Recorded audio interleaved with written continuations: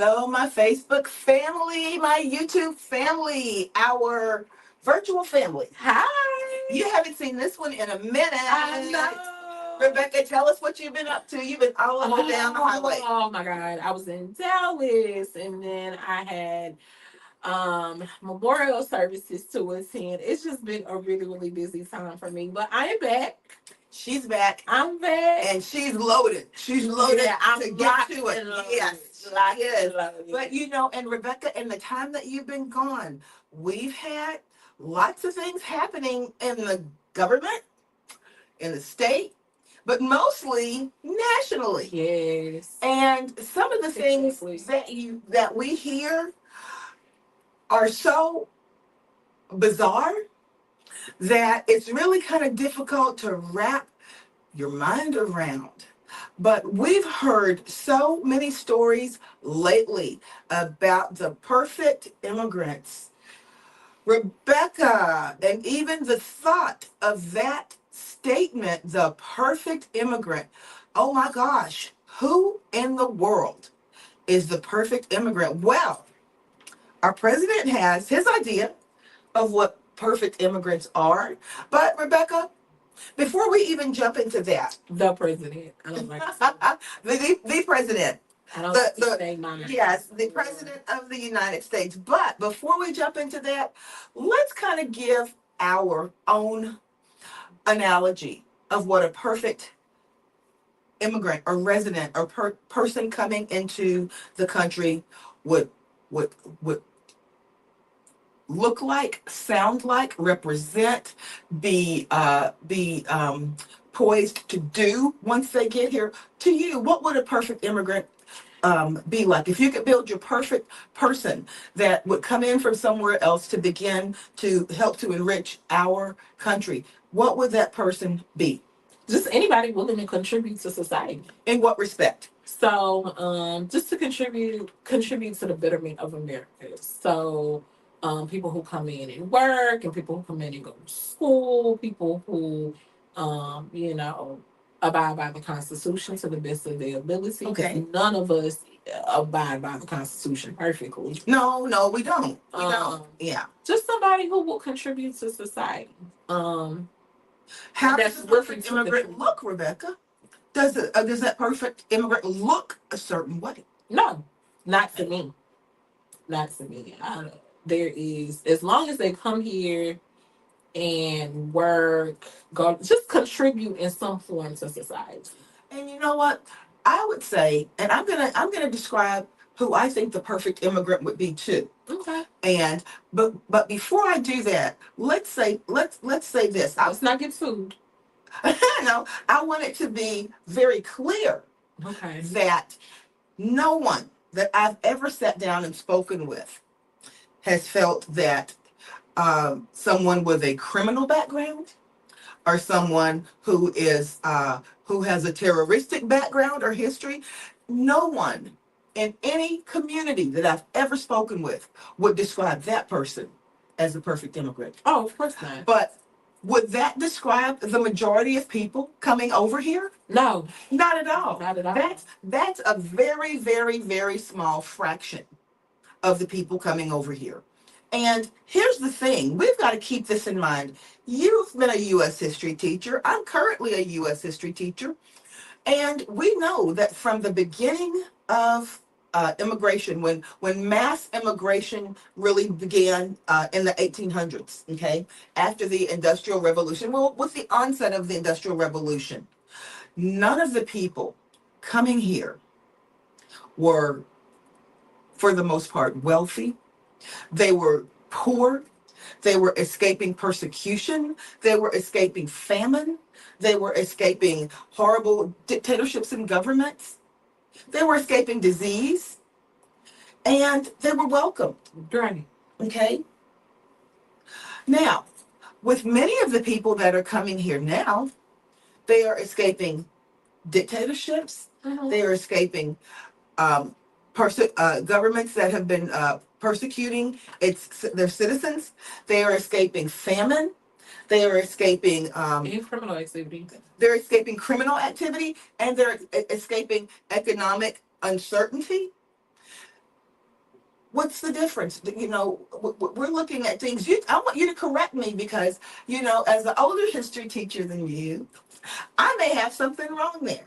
Do I have something wrong in Oh that? no, absolutely. And see, I didn't even think about the criminal aspects of it. Yeah. I didn't. Of course, you don't want terrorists to come in, and I really just thought that goes without saying. Absolutely. You don't want terrorists here. You don't want people. You don't want criminals here. Right. But like you said, the majority of the people that come here, that's not their intent. Their intent is to have a better life. And the thing about it is, do you believe, first of all, the border between the United States and Canada, is that a closed border, or do people go back and forth all the time? They go back and forth all the time. Absolutely, they do. I wonder why that is. I wonder why that is. Now, my perfect immigrant. My perfect immigrant would be someone who is definitely wanting to better their lives. It would be someone who is definitely willing to accept and abide by the laws and the Constitution that we've created in this country, and not try to work against the Constitution. Um, it would be someone who is, for the most part, if possible, healthy and able to contribute to society in whatever way that they can. I don't think a perfect immigrant has it's not necessarily a certain age. Um, certainly, certainly, and this goes without saying, certainly not necessarily a certain ethnicity, because there are people who have many attributes to contribute to this society who look like the rainbow of people in this world. That's why America right now looks like the rainbow of people who are in this world. And you've got corporations, you've got small business, you've got intermediate sized businesses that are run by people who've come here from all over the world. Why is it at this time that to many that's posing such a threat? Well, I think it's because of the because of the rumors that's going around. And what rumors are those? When people start saying stuff and then they take things and run with it without doing the proper research. First, all of these. I think you hit on something very important. Without doing their own due diligence. Right. Never just listen to what someone tells you. You go and research on your own, and you research many different aspects of what you are trying to find out about. But now I understand why that's not the case. Why people don't do their research, because it was a statistic that came out that the average American is on a fourth grade reading level and has a sixth grade comprehension level. And people don't want to accept that, you think? Well, it is okay. What it is. Now, again, even with that statistic, do we have to go and look at different aspects of research and see if that is accurate? See if the statistic itself is accurate? Because many things, we can get statistics to prove anything we want them to prove. So, should we go and see if that particular statistic is an accurate one? Oh, it is. I looked it up and it was accurate. Okay, and what was the source? Forbes. Okay. So, it was Forbes, it was the New York Times, it was a couple of other sources. Okay. So I think we have an anti, and I heard on a podcast that I was watching. Shout out to Dante Kyle on Instagram. X and Grits. He framed it so beautifully, and I was watching him this week. They have we're podcasters that look at other podcasts. Yeah. So he framed it anti-intellectualism, and we do have a huge problem in the United States with anti-intellectualism. Has that always been the case?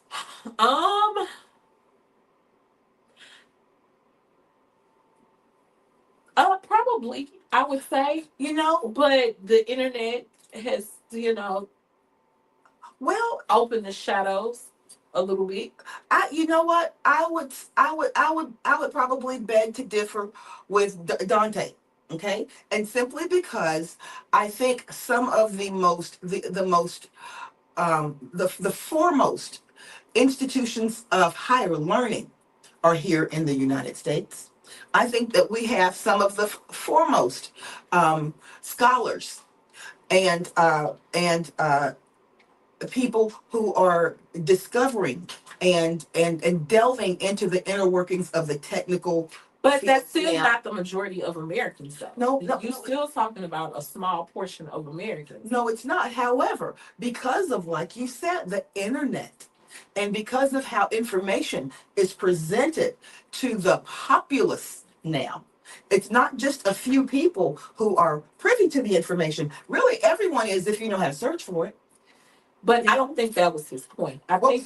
I think his point was that there is a rise now of anti-intellectualism. When you look at the assaults on colleges and universities, when you look at the assault on education, Right. When you look at the assault on military, we're talking about high military, where it's a certain level of skill for you to be there. Absolutely. That's what he's talking about, and it's on the rise. And I dare, he didn't say this, but I dare take it further just from what I've seen with my own two eyes. I think anti-intellectualism is why we have what we have now running the country. Well, and the thing about it is, that's it's very interesting that you say that, because what is and when we agree on this, you know that we agree on this. When you see a huge shift in anyone or any entity trying to impede knowledge or impede certain things from certain groups or all groups, it's generally based in a huge resounding fear. What do you believe the fear is? I believe the fear is intellectualism. I fear that it's diversity. Um, because more people are getting educated now. And when more people get educated, then more opportunities open up, and then you Opportunities for power, opportunities for everything. Yes. For power, for education, for decision making, for money, for Right. For economics, I should say, all factors of it. So the more and I think that knowledge is spreading, but then there's a larger part of society, Right. that we don't take in consideration, and I'm gonna tell you why a lot of people don't take it into consideration. Okay. When my dad used to say jokingly all the time, every ninja and their mama have a degree. But yes, but I had to go back and tell him, no, they don't. Yeah, they don't. That's just within our circle, Right. Our realm of people that we deal with on a daily basis. Right. And I think sometimes that we can get so caught up in our bubbles, and I'm talking about, I'm speaking primarily about, intellectual people. Right. That we get so caught up in our bubbles and who we interact with that we forget that there's a whole piece of society out there that's not privy to, that don't have what we have as far as formal education. Right. So, but going back to and this does tie into the immigrant thing. Yeah. This does tie in. So my thing is, I think, because these immigrants are coming from everywhere to go to the universities. One of the things that the United States, not just to go to the universities. Yeah, but many of them do. Yeah, many of them to go are. to the Yes. Or and even if they have families, Yes, they want their children to go to the universities and absolutely. things like that. So when you talking about Yeah. So when you're talking about the immigrants coming in, they're coming in for a better life. But what does that life look like? Yeah. Right? What does that life? What does it look like? And it looks like opportunity in the workforce, opportunity in the educational arena. Yeah. opportunity in being an entrepreneur. Right. It's those type of opportunities that are not necessarily given to them in some of their home countries. And you know what? Here's the thing, Rebecca. You know, my sister and I were yesterday. We were we just met up after I got out of school because it was the day before school was out, and I said, "Well, meet me and we'll just go and grab some dinner and just have fun." And that's what we did.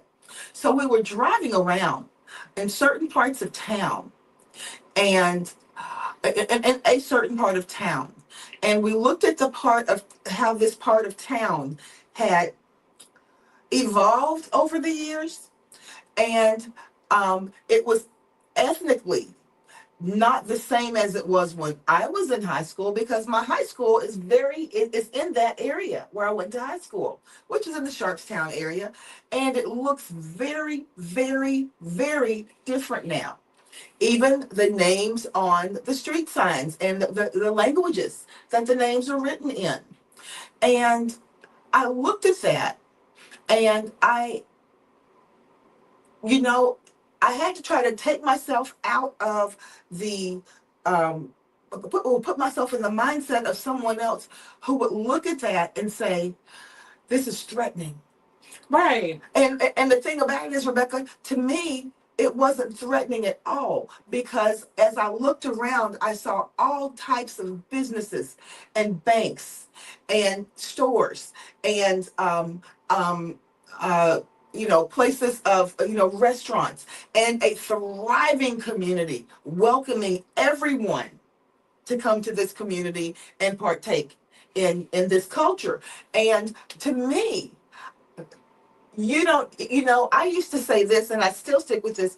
When you live in Houston, you don't have to leave your city to see the world. Right. You don't. And to me, that's one of the most. I still encourage it though. I still encourage it. No, I do too. I do too. Leave your city and see the world. I'm a firm believer in it. Yes, but you don't. And my point being this: you can see all types of cultures right here and expose yourself to languages and cultures. Yes. Definitely. And to think that there are entities that would say that is a negative aspect of this society now is really, really mind-boggling to me. It is, but It is. I go back to what I was saying, and I know I'm going about it in a roundabout way, but I just believe that I believe that the immigrants, like I said, that come here, they're looking to better themselves, and they're better than families. Oh, but what I was getting ready to say was, and I heard this all during the election, right? Uh-huh. I heard this all during the 24 election cycle. And what was it? Oh, the immigrants are here. They're taking all of the housing. They're taking all of the food stamps. Um, they're taking their illegals are coming over to vote in mass number, and people were really believing this. Like they were really, and literally no one believing no it. one no one is willing to do research. That makes me wonder, Rebecca, if we get out there and we really get our propaganda together really, really well, if we could spread propaganda and have people latch on to it. You know what I Right. mean? So let me break this down. Yeah. Immigrants does not, especially undocumented immigrants, they don't receive health care. No. They don't receive benefits, and when I say benefits, I mean food stamps, Yes. SNAP, CHIP is the Children Health Insurance Program. Right. They don't receive any of those benefits. What those people normally do, those immigrants, they don't even have, they can't even get bank accounts. Right. They can't go to a bank and say, "Hey, I want to open up this account." You've got to have some form of identification, and they don't have social security numbers. right. They don't have anything. Nobody is coming. The quote unquote undocumented, and I hate that word illegal. Yeah. But the undocumented workers cannot vote in the election. They can't do any of that. But you have. Why do people believe that? Why do people grab onto that? Well, one of the things I heard from my own people, Yes. people who look like me, Yeah. say, well, how is it that they get ahead and they do this and they do that and they get ahead and we still sitting here struggling? Oh, and Rebecca, you know what? Before you even say your next word, I want you to really break that down because we've had that discussion before. So think about this. I want you to break that down as to how people can move ahead. And you see people who just got here 10 years from now and they've attained certain things, and some people are still struggling. Well, How is first of that? all, those people, because Crystal and I, we've taught their children so consistently for years. So those people do the work that you will never want to do. And what are the living conditions like sometimes? And then they have 8, 9, 10, 12 people in one house, sometimes a 3-bedroom house. Right.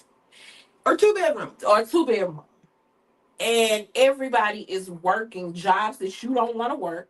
Bringing it back into the household. Bringing it back into the household and just stacking it. Just stacking, stacking.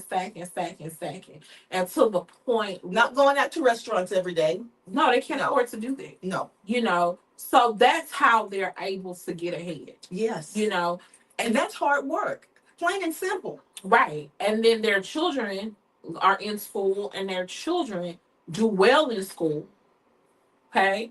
So, because literally the public schools can't turn undocumented children away. Absolutely. They have to be in school if they're going to be here. And Rebecca, let's take it even further. So that particular, let's say that there's a father, 3 children, and a mom who come in. Okay, that particular father will work with another group of men. Maybe go to, and we've seen them, the people sometimes over at Home Depot. They'll do day labor and work for people. Wait for people to come and say, okay, I've got this job or that job. Take those jobs, save that money until they can maybe get a vehicle. Right. Okay. When they get a vehicle, a truck, all someone may need is a truck, and they are enterprising enough to say, with this truck, I can begin doing lawn service. I can begin a cleaning service. I can be, just like Rebecca said, a lot of things that people don't necessarily, who look like Rebecca and I, don't necessarily want to do, and wouldn't want to drive around in the kind of truck that you could get for $300. You understand what I'm saying?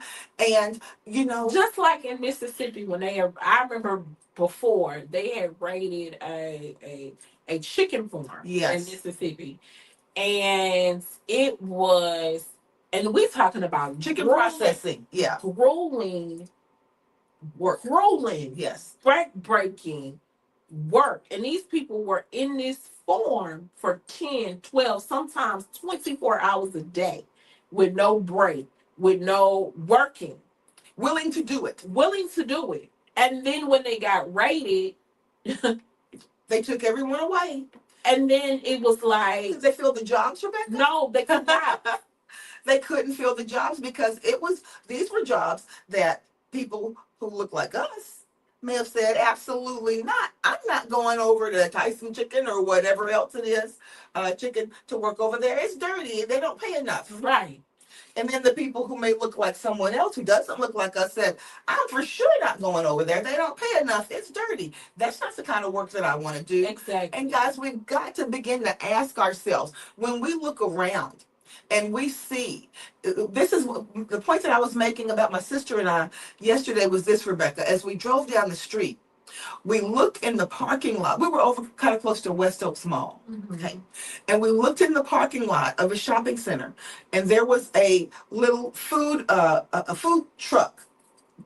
And it was set up. You could tell they were there. I'm sure they were leasing some space on that parking lot, but they had their little picnic tables out, and it was painted and it looked cute. They had all the decorations. And I said, you know what?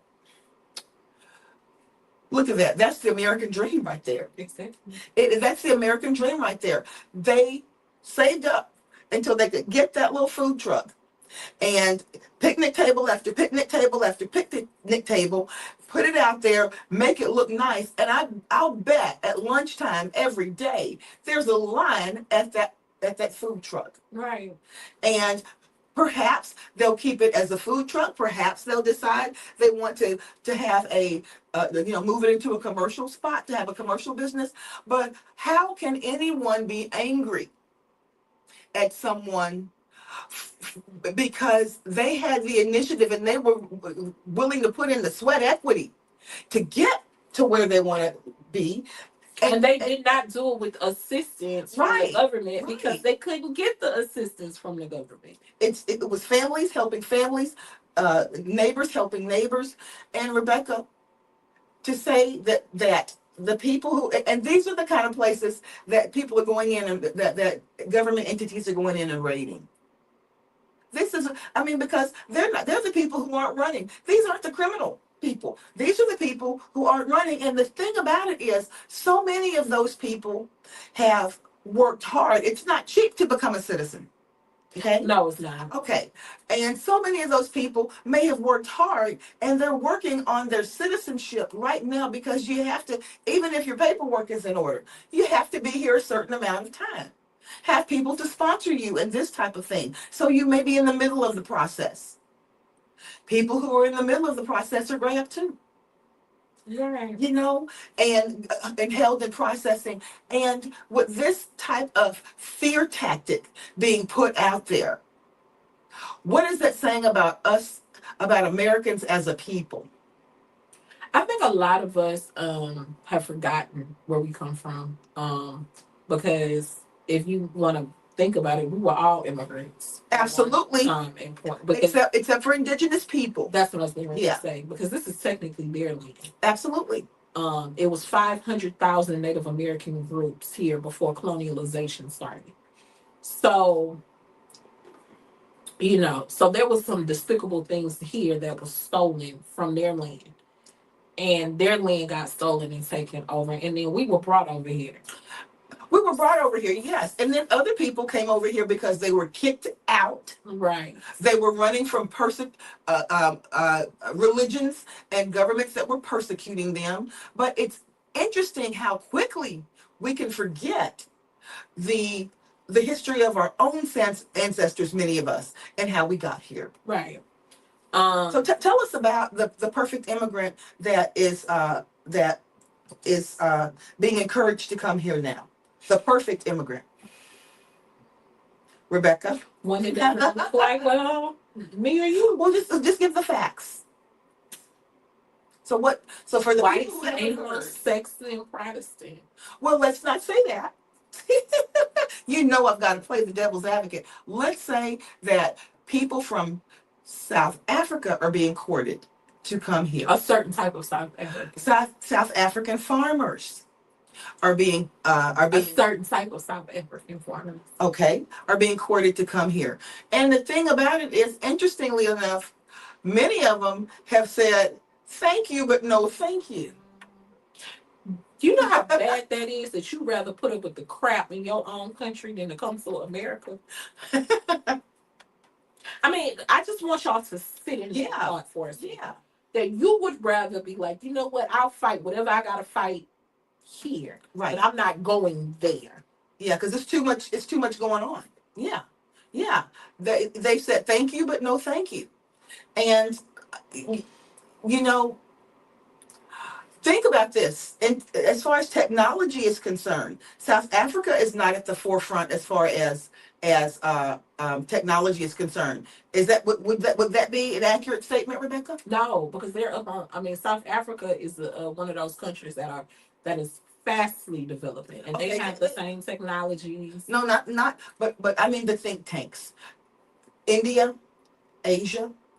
Those are going to be your real think tanks where you have that technology that's quickly changing. It's coming up. It is, but I'm saying this. Because if you think about South Africa, you're thinking about Johannesburg, you're thinking about Nigeria, you're thinking about, and those are developed countries. Absolutely. They're not, and I want to make that clear, they're not in huts, in spears, no, they are just as developed. Lagos, I think that's in Nigeria. Yeah. But they are just as developed. But they are still considered developing countries. They're still considered developing countries. Those are still considered. Lagos, Johannesburg.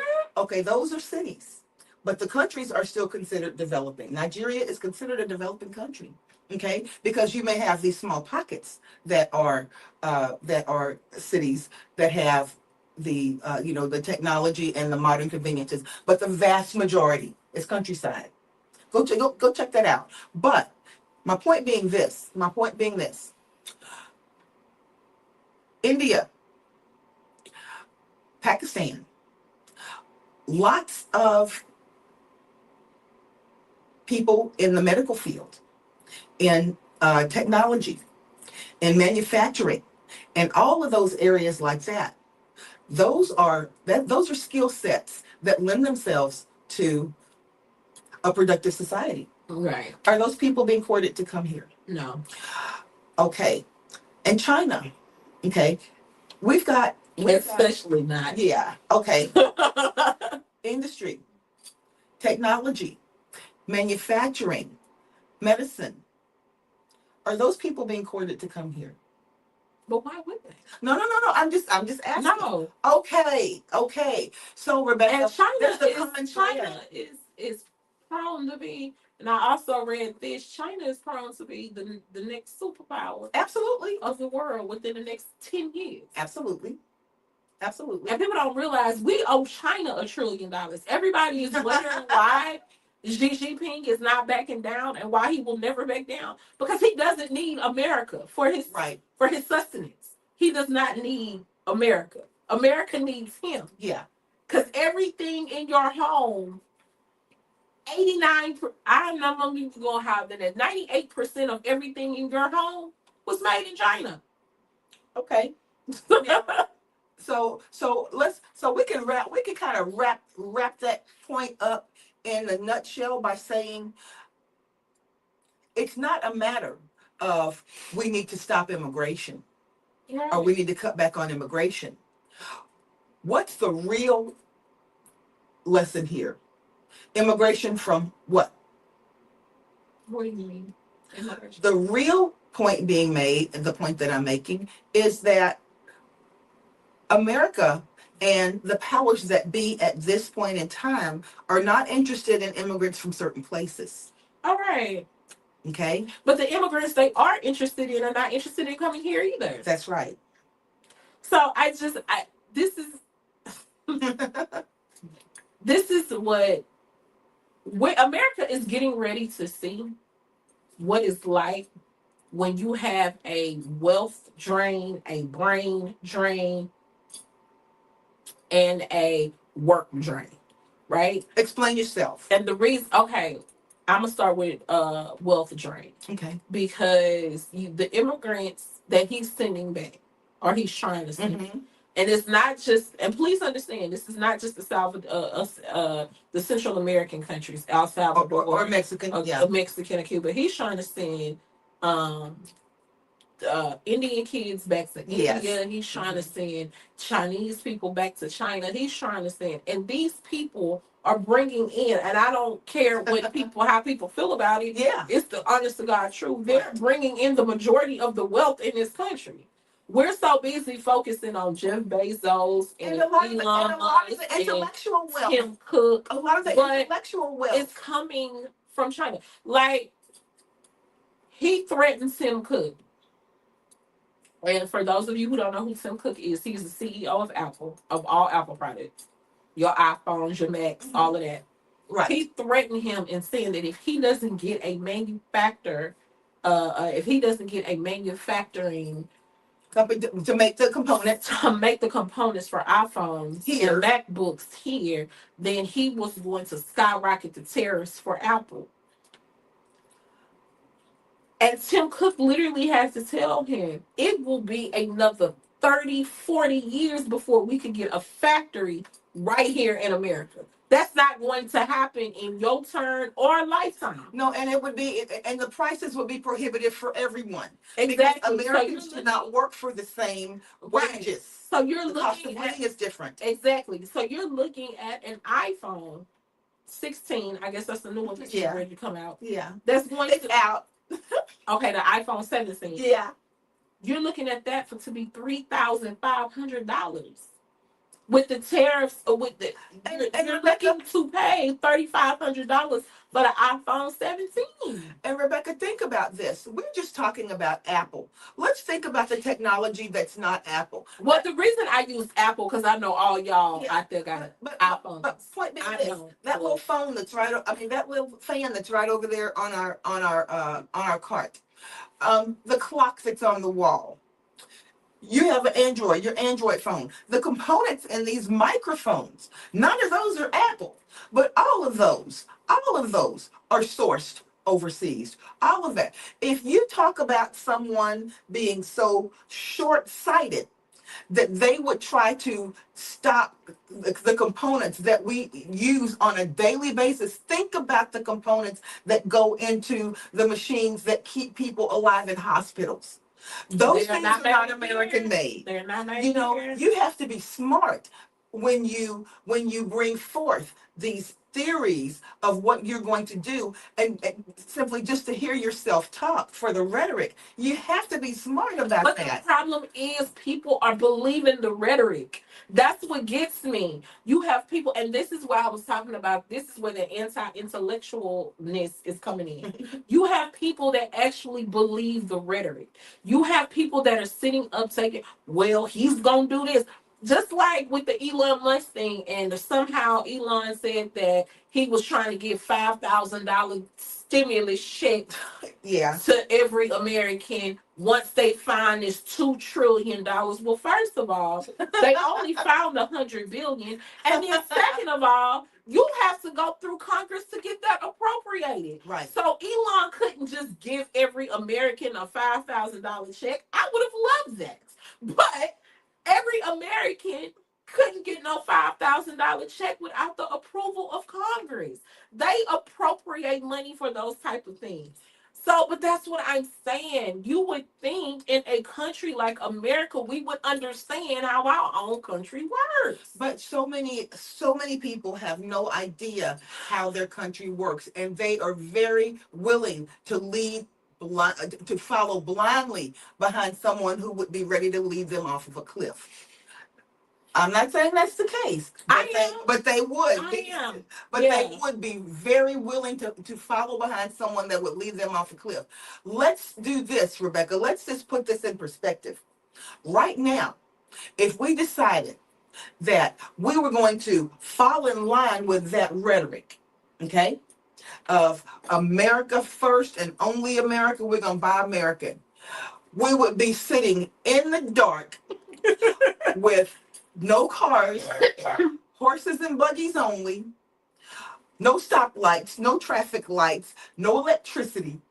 Do you understand where I'm going with that? I perfectly Hospitals that can, people would just be dropping dead on the street. Hospitals that could not function, computers that could not function. Somebody over in some other country could push their red button. There would be a thing we could do about it because the components that make our systems go are made. Power, Yes, in the whole Northeast comes from Canada.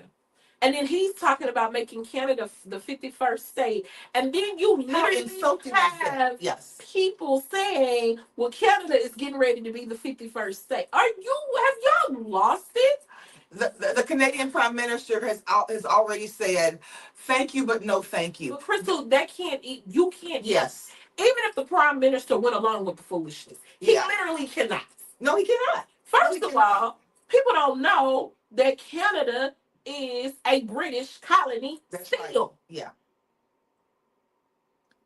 That's why Canada has a prime minister and not a president, because they're still under the prime ministership of Great Britain. So he couldn't even he would have to go through Great Britain, and there would have to be a long amendment change. First of all, Canada would have to get its independence solely from Great Britain.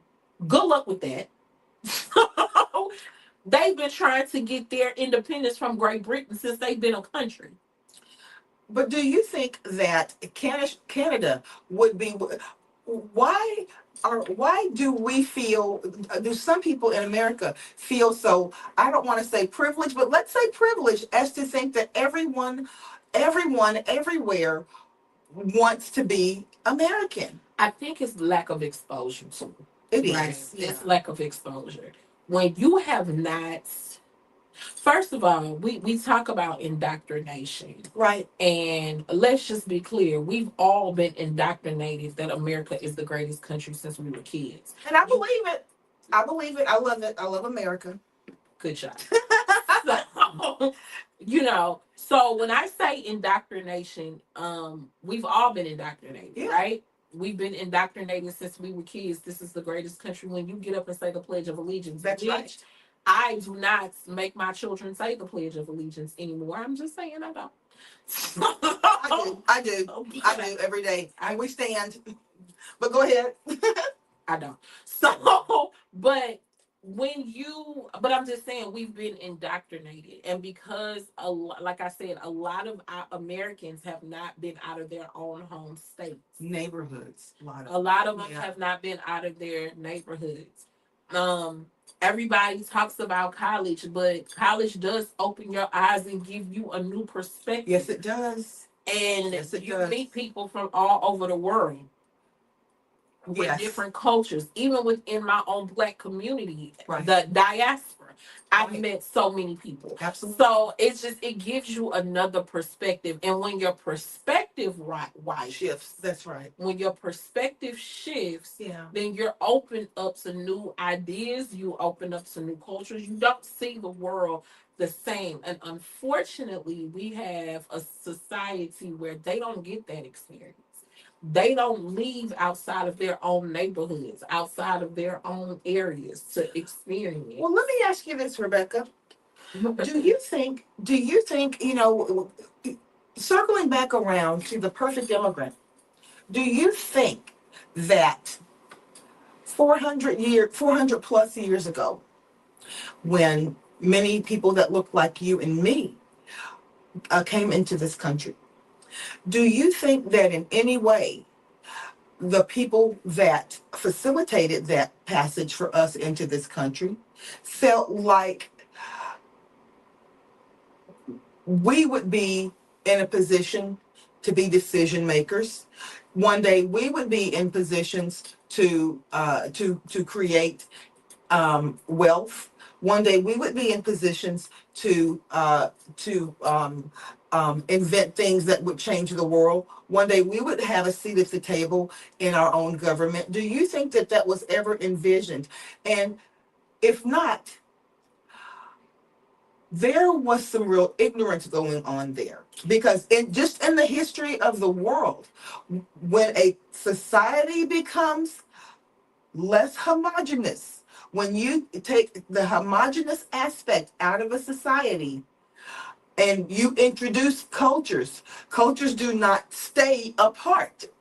They naturally. This is why we have systemic racism, right? And people, want to invalidate that.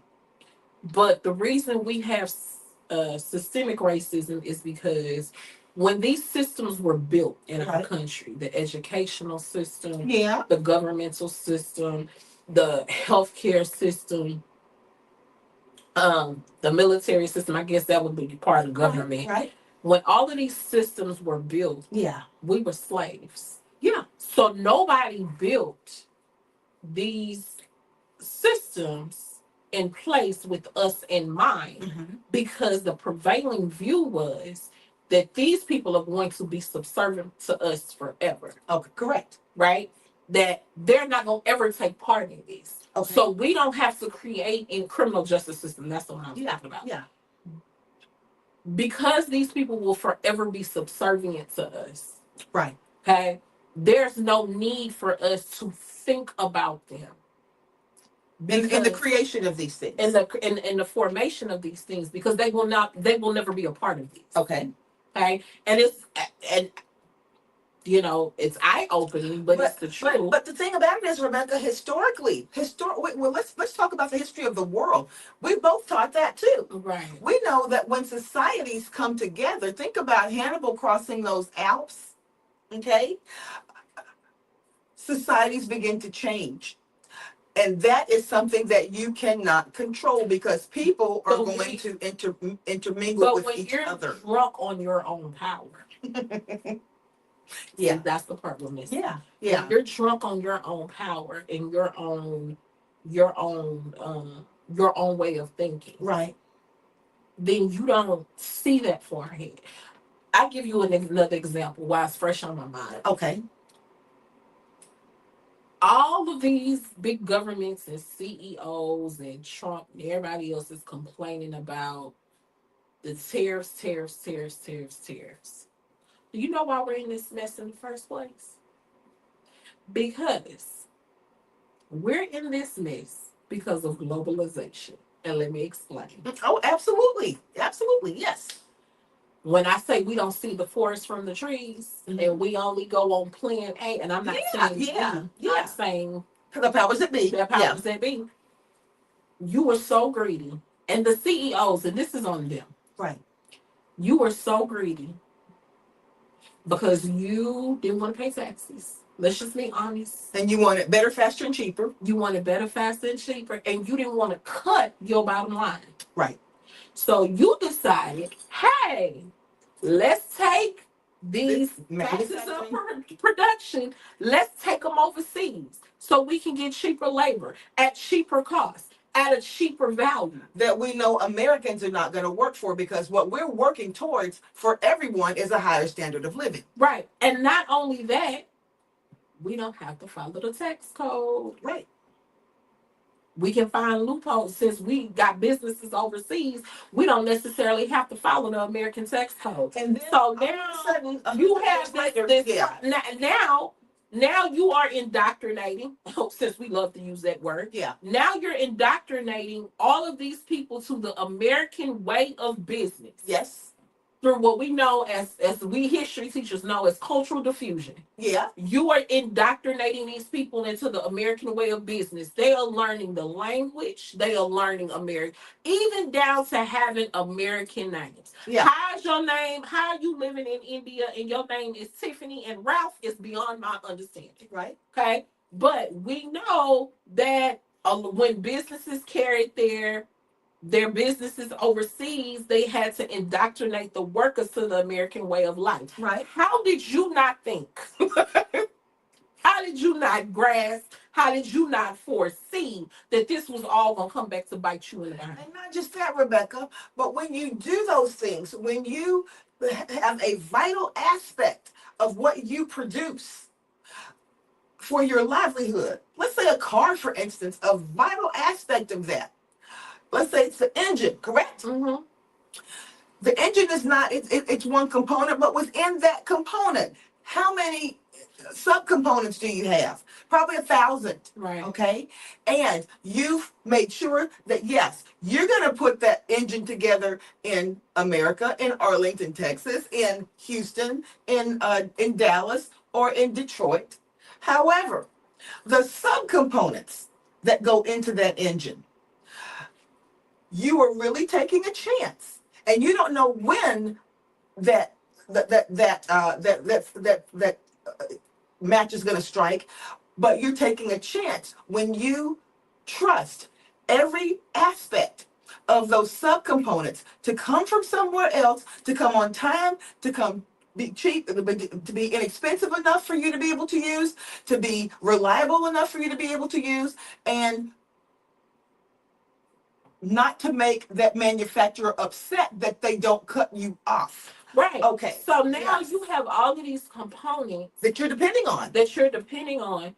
And now you're upset when they figure out that they're being played, and you're being upset. Oh no, that they're holding the cards. That they're holding them. So now they didn't figure out your game plan, because now they delved in the American way of life through business. Yeah. So now they understand how you operate. Do you think they were not going to duplicate that in their own countries? And learn how to go and source another source to sell that product to, so that they don't have to have you as a source, as their only source. Trump complains about, oh, we're being taxed out of the market, but again, you taught these people how to tax. The economy, the world economy was built on American labor, American business labor. How did you not think that after a while, this was not going to come back to bite you. It's the same way with Saudi Arabia when we went over there to go drill for all of their oil for a cheap price. And then those people start to wise up and realize what They have a commodity. That's right. America is making money, big business off their oil, Yeah. while these people are over here suffering. Again, America brought all of this on itself. Yeah, absolutely. With your greed, with you trying to circumvent the law, with the loopholes, you brought all of this on yourself, and now you're surprised when other countries backfires. When it backfires. But Rebecca, here's the thing. There are two ways you can look at this. Okay?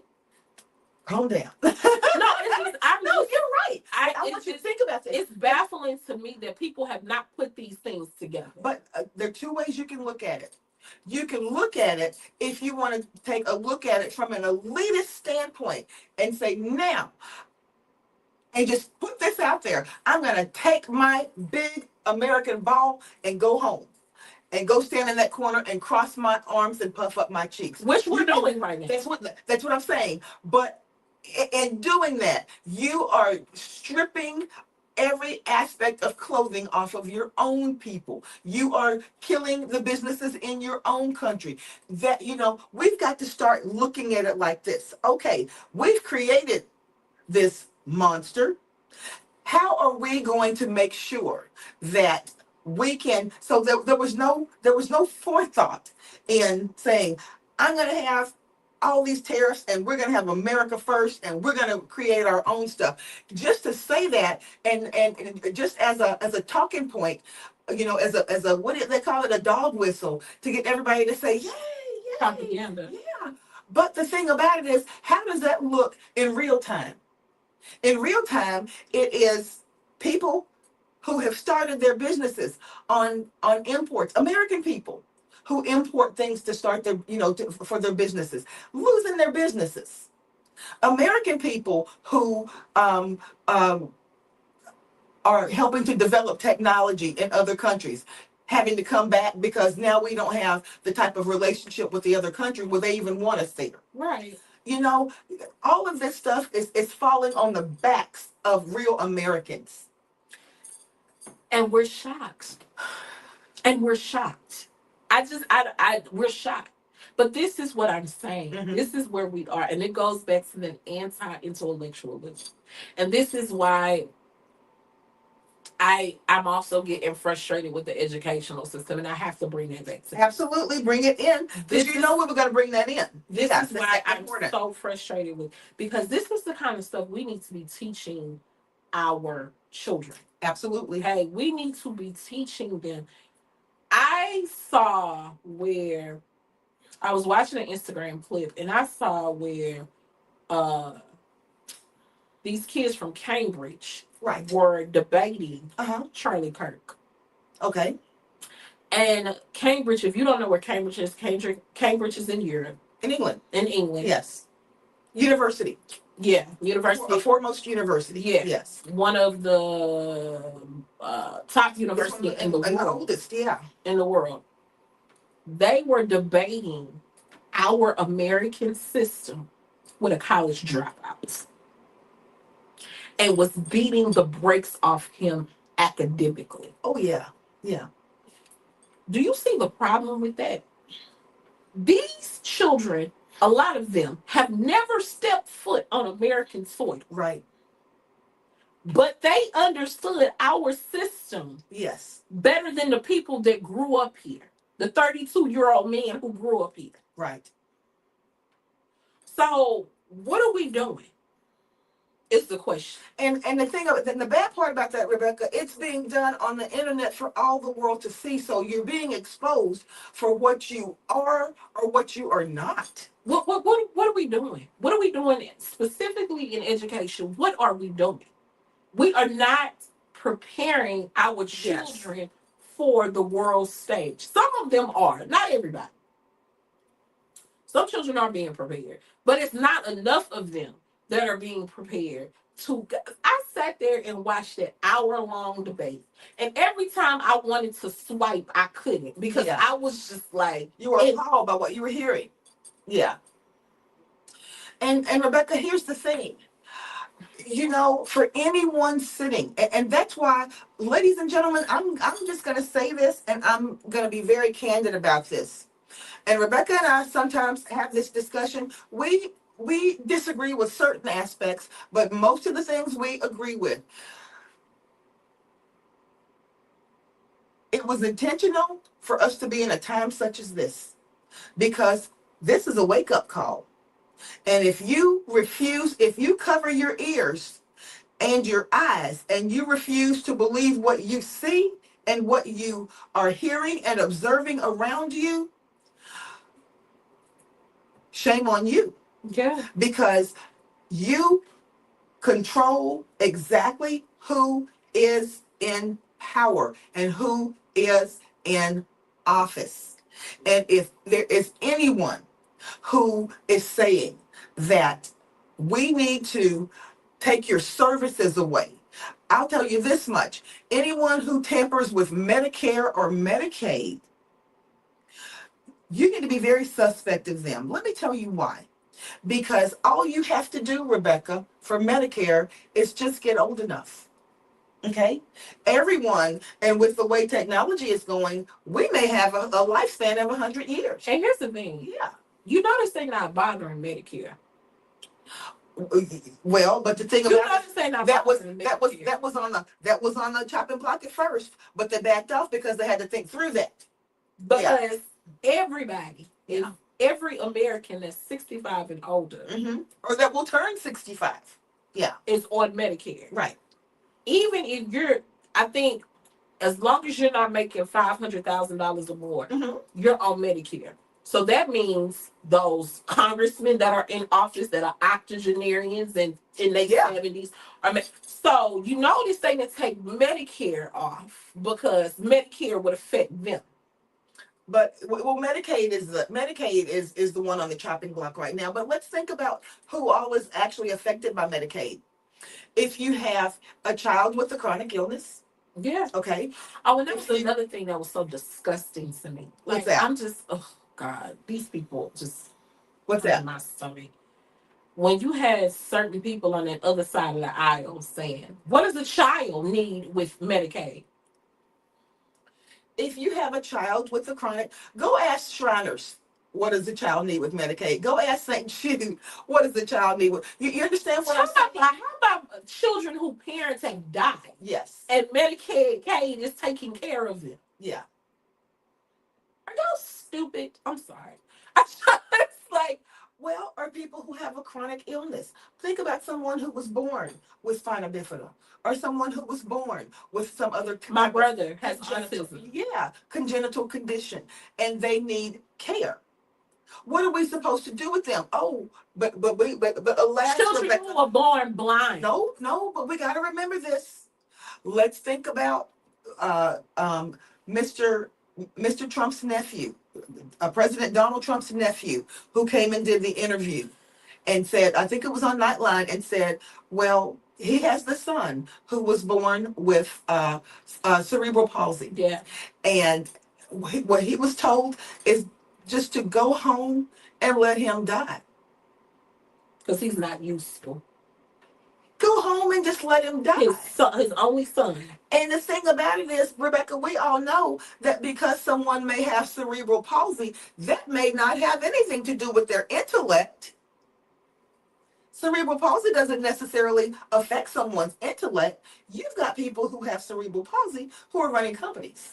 And here's the thing. Crystal loves to say that I have the sky is falling mentality. She does. But I see the cup is half full. She sees the cup as half empty. But we're going to come together and see the cup in the middle, right? Because I see what's happening in the world. Yeah. Like, I pay very close attention about what's happening in the world. And what I see, and I tell Crystal this all the time, America is falling by the seams. And I don't think it's enough people out there to see Who are paying attention. Hmm. that America is falling by the seams. And everybody is walking around here blindly. Like, oh, da, da, da, it's another day. It's another, America is falling by the seams day by day. Uh-huh. And thank God for our court system, which I never thought I would say in a million years, but thank God for them because we would not have a democracy if it was not for them. And for a long time, I didn't see the court system standing up like they needed to, Right. and I calling, didn't and either. calling things into question and saying, wait a minute, that's not going to fly. But I just, at some point, y'all, we gonna have to wake up. Right. Like we are going to have to. I think we're so busy going about our daily lives that we're not really seeing what's happening Right. and what's taking place, and it's not good. Yeah. It's not good, and my fear is that by the time everybody wake up, it's gonna be too late. I don't fear that. I feel that we're waking up right now, and podcasts that are out there in cyberspace, just like this one, and just like the ones that you watch, and that are open for people to be able to see and to get this information from. That is going to be the real stumbling block for those who would love to see America in a different position. Thank God for the internet, for people creating different aspects. Because I see more people, turning into P Diddy than I do the news. Like I mean, when I say Oh news, yeah, I mean what's happening. Absolutely. And a part of me does kind of understand because your mind can only grasp what your mind can grasp. Right. A lot of people don't understand what's going on politically. A lot of people don't understand because they don't understand really how government works. Unfortunately. And you know what? I'm looking at our time, Rebecca, and we want to make sure. And I just have to say this because I don't want to lose my train of thought. You're young. You're going to keep your train of thought. But I want you to think about this. Yesterday, the sweeping pardons to people who were convicted felons, many of them who have done some heinous things, financially and otherwise. Some of them may have come to people who may have been genuinely deserving of a pardon, but many of them, the sweeping, egregious pardons that came down, everybody on January 6th who had a charge against them was pardoned. How about that? So that's what I'm saying. I feel like it's so much that's happening. And I feel like people gravitate towards what they can really talk about, what they can express. So I get that. But I want people to know and understand that, like, America is literally falling apart at the seams. This is not hyperbole. This is not an exaggeration. This is not a fear tactic. It is what it is. And like I said, my biggest fear is that by the time everybody start waking up to really what's happening, it's too late. Well, Rebecca, if you could leave us with one thought as to what you think needs to happen and what you think is within our hands, within our own hands individually to happen right now to begin to turn this around, what advice would you give people? Start paying attention to what's going on.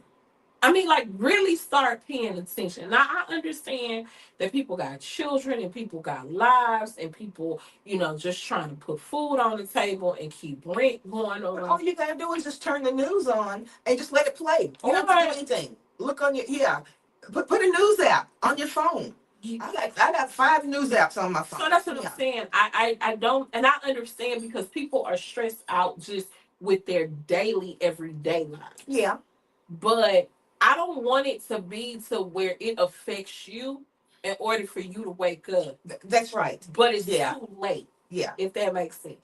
You got to think about, you can't live your life in a vacuum where you're only concerned about things that affect you because, like the old saying goes, at some point it's going to come right to your doorstep and there's not going to be anybody there to protect you from it. If you didn't protect other people from the things that appeared at their doorstep, why should anybody come and protect you for what may be coming to your doorstep after a while? Let's not wait. And I think, people use that acronym FAFO. Okay.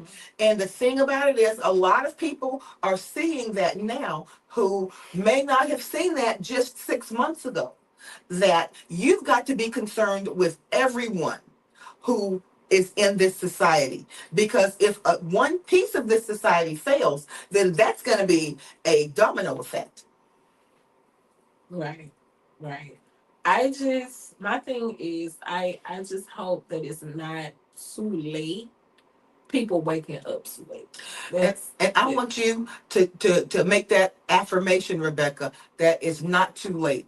You go and do what you need to do to wake up.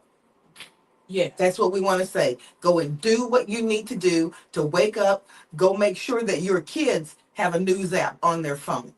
If you let them have these iPhone 15, 16s, 13, 14s, whatever, make sure that they at least got one news app on their phone so they know what's going on around them. Yeah, and I just, you know, I don't know, Crystal. It feels like we're going backwards, and it's and that's it. Just simply because people are so caught up in their own little bubbles, And I get it. I understand. I definitely understand. But at what point are we gonna wake up and start realizing? Wait a minute. Wait. Well, Rebecca, historically, people don't wake up until something falls in their lap, until the forest fire is at your doorstep. You're not going to take action. So maybe, and that's the thing. People at this point, and in history, people generally don't, just like Kim says, people, just like with people voting, they vote their hate. They don't vote for what they like. Right. Okay? They vote against something else. Right. Okay? So what people are going to have to end up doing is understanding that it may not be at your doorstep right now, but trust me, it's coming. Yeah. Do For what sure. do For what you sure. need to do to circumvent having to correct something 2, 3 years from now. Yeah. So Rebecca, you get the last word. I just want to say that I need people to pay attention to what's going on Yeah. out in the world. Just be vigilant. I guess that's Yes. the word I'm looking for. Be very vigilant. Please start paying attention, y'all, because it is getting ready to hit. And when I say it, I mean the fan. It's getting ready to hit. Hey, the ish is getting ready to hit the fan. Um, it's snowballing every day. And we just have to be vigilant about what's going on. And I mean, this is. But for as serious as this is, I'm so glad, excuse me, that nothing is happening behind blinders. Yeah. Everything is being shown to you right in your face. The plane from Qatar. Mm-hmm. The cyber currency. Mm-hmm. Everything is right in your face, and if you let it happen in your face, then you probably deserve to be hit with the bag of nickels. And here's the thing, Yeah. Now I am gonna look at it from a glass half full. Yay. Mm-hmm. The only reason I feel like we have not gone into a dictatorship yet Mm-hmm. is because I feel like the person in charge is not confident enough to do that. So that's the blessing. Yeah. That he's so incompetent. Yeah. That he can't possibly give America. We can't turn America over into a dictatorship. And you know what, Rebecca? There are people sitting in Congress right now who have finally decided to dissent. Very few. But and that's okay. But like I said, when things are done right in front of your face, it's letting the public see exactly what's going on. So when you see these town hall meetings, did you see anybody in a town hall meeting acting like that when President President Biden was in office? No. When President Obama was in office? When President Bush was in office? Did they President have Clinton? town hall meetings with Oh, those? they've had them since Roosevelt. Okay. Not Theodore, Franklin Roosevelt. I was too young to know him. I was too young to know him. No. I'm saying when like Bush was in office. No, but they started having just like the fireside chats, Oh, you know, okay. with Franklin Roosevelt. He started wanting to really be upfront with the public about what's going on, and they've had, you know, when the presidents and the candidates go from town to town on the trains and they talk to people, they've been doing that. Right. But the thing about it is, for people having to be dragged out of meetings, and they are so angry at what's going on, for someone to be put into a position who's never had a government position before, who doesn't understand how each one of those entities is dependent upon the other, and just to be allowed to cut things off like that. Everything is being done right in people's face, and what's being allowed to be seen is that we're showing you exactly how much we care about you. Right. So what you gonna do about it? Like, and this is my last word for people who look like me too. Like, y'all, I love a great boots on the ground. I love a great where them fans at. I do.